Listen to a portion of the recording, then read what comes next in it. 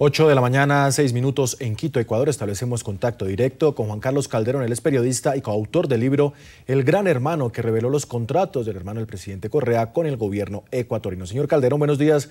Bienvenido al informativo de NTN 24 para toda nuestra teleaudiencia en el continente americano. Buenos días. Gracias, buenos días, Ronald. Un saludo también a todo el continente. ¿Ha escuchado usted ya las diferentes observaciones y los pronunciamientos que ha hecho el canciller ecuatoriano Ricardo Patiño? ¿Debe Ecuador otorgarle el asilo político al ex técnico de la CIA, Edward Snowden? Bueno, la solicitud está hecha, creo que el canciller la tiene en las manos. También ha mencionado el canciller la solicitud del gobierno de Estados Unidos sobre precisamente hacer lo contrario, es decir, no extender este asilo, y entiendo que dependerá de la evaluación que haga el gobierno del Ecuador en el uso legítimo de su soberanía sobre si otorga o no. Mi idea, mi impresión es que es muy probable que el gobierno del Ecuador pueda acceder a darle este asilo al señor Snowden, pero también tendrá que evaluar las implicaciones diplomáticas que tienen que ver con el caso, que digamos sí difieren en parte de lo que ha pasado con Julian Assange. Ahora bien, ¿cómo se explica, señor Calderón, que por una parte el gobierno de Rafael Correa estudie la posibilidad de darle asilo a Edward Snowden, mientras en Ecuador fue firmada la llamada Ley Mordaza, que es considerada un atentado contra la libertad de expresión en el país sudamericano?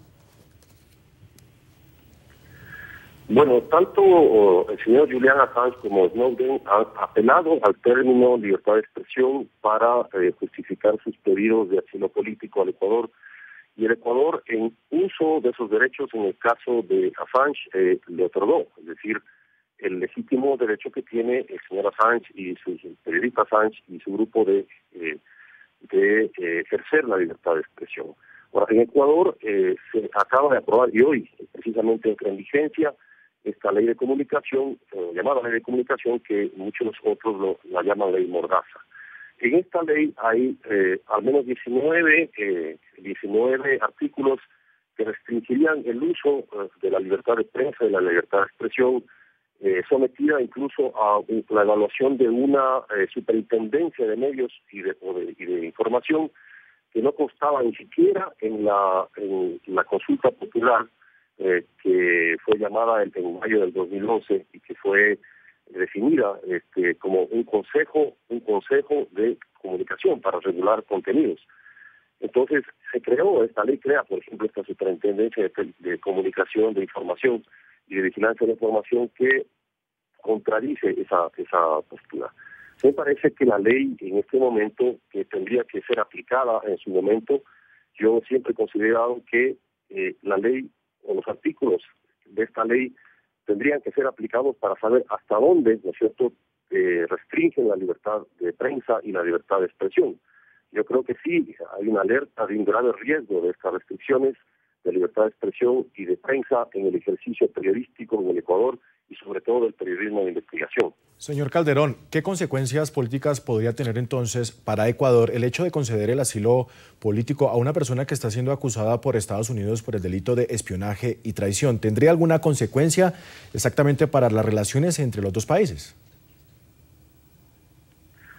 Bueno, sobre la actitud del gobierno ecuatoriano respecto a el otorgamiento de asilo, sobre todo en el caso Assange y hoy en el caso Snowden, yo evidencio, o digamos que podría evidenciar un doble discurso, una contradicción entre lo que plantea el gobierno del Ecuador hacia el exterior y lo que pasa acá adentro.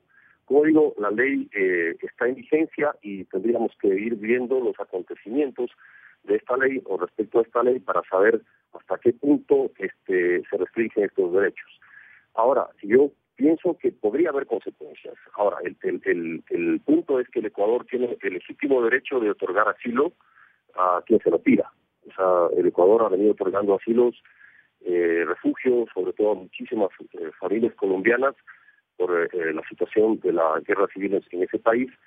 Sin embargo, este punto es muy particular y complejo en el caso del señor Snowden. El Ecuador y todos los estados ejercen vigilancia de alguna manera sobre las políticas públicas, la actuación pública en sus sociedades.